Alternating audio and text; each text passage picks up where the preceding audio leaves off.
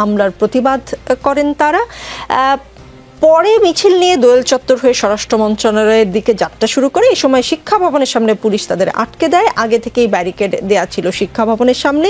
বিক্ষোভকারীরা কাঁটাতারে ব্যারিকেড ভেঙে ফেলে। পরিস্থিতি নিয়ন্ত্রণে আনতে পুলিশ প্রথমে জলকামান, পরে সাউন্ড গ্রেনেড নিক্ষেপ করে আন্দোলনকারীদের ছত্রভঙ্গ করে দেয়। শুরু হয় ধাওয়া পাল্টা ধাওয়া। পুলিশ, সাংবাদিক সহ যারা বিক্ষোভকারী তারা আহত হয়েছেন। পাহাড়ে বিক্ষোভ হয়েছে আজকে, সবগুলো জেলাতে বিক্ষোভ হয়েছে। গতকাল তরুণদের উপর হামলা, আর আজকে আবারও পুলিশ সাংবাদিক বিক্ষোভকারীরা আহত। একদিকে ঐক্যের কথা বলছেন প্রধান উপদেষ্টা ডক্টর মোহাম্মদ ইউনূস। আপনি মাত্র মিটিং থেকে এলেন, ঐক্যের কথা হয়েছে, আপনি নিশ্চয়ই জানেন। অন্যদিকে পাহাড়ের ভাই বোনদের গায়ে রক্ত ঝরলো, কেমন হলো বিষয়টা? ধন্যবাদ। এই সরকার দায়িত্ব নেবার পরে কিন্তু আমরা পাহাড়ে ঝামেলা দেখেছি এবং খুনাখুনিও হয়েছে। পাহাড়িরাও খুন হয়েছেন, বাঙালিরাও খুন হয়েছেন, এবং পরবর্তীতে আমরা জেনেছি যেটার সাথে আওয়ামী লীগের লোকজন দায়ী এবং জুমল্যান্ড আন্দোলনের সাথে ইনভলভ, আওয়ামী লীগের পলিটিক্সের সাথে ইনভলভ যারা ছিলেন তারা শুধু সেনাবাহিনীর বিরুদ্ধে স্লোগান দেয় নাই, সেই সময়টাতে তারা স্যাবোটাজের সাথে অ্যাক্টিভলি ইনভলভ ছিল। এবং এই ঘটনাগুলোকে তখন ইন্ডিয়ান মিডিয়া একদম সিলেক্টিভলি কিভাবে প্রোপাগান্ডা আকারে সারা দেশে বিদেশে ছড়িয়েছে সেগুলো আমরা দেখেছি।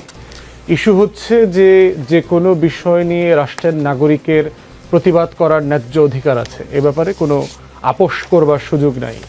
কিন্তু সেই ন্যায্যতার প্রশ্নটা সীমানা ছাড়িয়ে যাচ্ছে কিনা, আইনশৃঙ্খলা বাহিনী কতদূর পর্যন্ত অ্যালাউ করবে।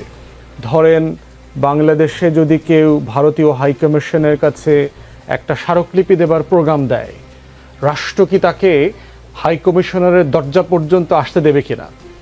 তাহলে প্রশ্ন হচ্ছে যে সারা দুনিয়াতে মিছিল মিটিং করবার এই অধিকারের জায়গাটা, অধিকারের সাথে সাথে হচ্ছে আইনশৃঙ্খলা বাহিনীর যে প্যারামিটার সেটা একটা সেট করবার জায়গা আছে। এই ব্যালেন্স না থাকলে তো রাষ্ট্র থাকবে না। তো সেই জন্য হচ্ছে যে তাদের যদি দাবি থাকে যে পাঠ্যপুস্তকে তাদেরকে সাফিসিয়েন্টলি পার্টিকুলার ল্যাঙ্গুয়েজে রিপ্রেজেন্ট করা হচ্ছে না, অথবা যদি অন্য পক্ষের দাবি থাকে যে ইন্ডিজিনাস এবং সেটলার নামক এই যে পশ্চিমা নিউ কলোনিয়ালিজম আমাদের উপর চাপিয়ে দেবার চেষ্টা করা হচ্ছে, সেটাও ঠিক না। দুই পক্ষেরই প্রতিবাদ করবার রাইট আছে।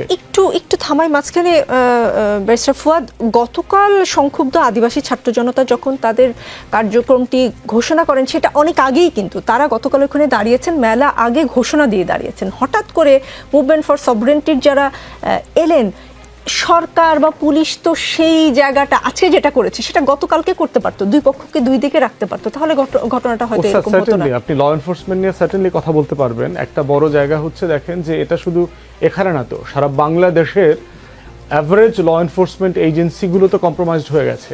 আমার 2,60,000 পুলিশ ফোর্স আছে, যার প্রায় 1,60,000-1,70,000 ইদার গোপালগঞ্জ অথবা ছাত্রলীগের, এবং ওনারা 5 তারিখের পরে তো আর দরদ দিয়ে মন দিয়ে কাজ করছেন না, কারণ ওনারা রাষ্ট্রের টাকায় চলতেন কিন্তু দলের পারপাস সার্ভ করতেন।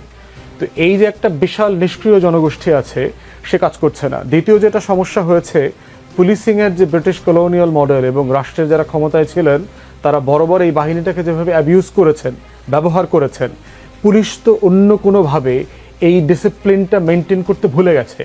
একমাত্র সে পথ জানে হচ্ছে গত 16 বছরের ট্রেনিংয়ে পিটাও, মারো, রাবাল বুলেট ছাড়ো, তারপরে হচ্ছে সাউন্ড গ্রেনেড মারো, এপিসি দাও।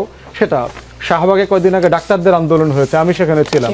আমি চারপাশে এপিসি দিয়ে মনে হয়েছে যে আমি গাজায় প্রতিবাদ করতে আসছি। তো এখন বাংলাদেশে পুলিশিংটা তো 16 বছরে একটা প্যারামিলিটারাইজেশন করে ফেলা হয়েছে। অতএব সেইখান থেকে আমার এই ঘটনাটাকে শুধু না, 16 বছরের পুলিশিংটাকে আমার ওভারহলিং করা দরকার। আদারওয়াইজ যেটা হচ্ছে যে এই ঘটনাগুলো বারবার ঘটবে, রাষ্ট্রকে বারবার প্রশ্নবিদ্ধ করবে এবং নাগরিকরাও তাদের অধিকার থেকে বঞ্চিত হবে। তাইলে এটা মোটা দাগে দেখা দরকার, বিচ্ছিন্ন ঘটনা আকারে না দেখে। জি।